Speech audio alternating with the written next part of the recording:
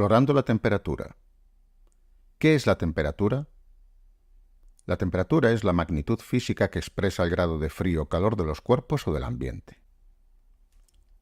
Hay diferentes escalas para medir la temperatura, pero las tres principales son Kelvin, Fahrenheit y Celsius.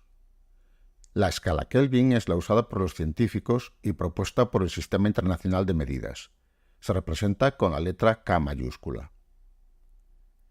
Fahrenheit es la escala de temperatura usada en Estados Unidos, por ejemplo.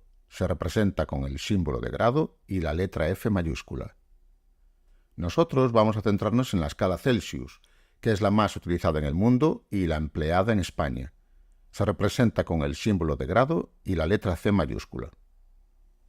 El ser humano usa la magnitud de temperatura con diferentes propósitos. Por ejemplo, conocer la temperatura corporal para saber si se puede estar enfermo, medir la temperatura ambiente para saber si hace frío o calor, e incluso para cocinar, pues ciertas sustancias que empleamos, como los aceites, no deben adquirir temperaturas extremadamente elevadas porque se quemarían y afectaría a los alimentos que cocinamos. La temperatura y el cuerpo humano. La experiencia nos dice que la temperatura corporal debe oscilar entre los 35 y los 37 grados centígrados.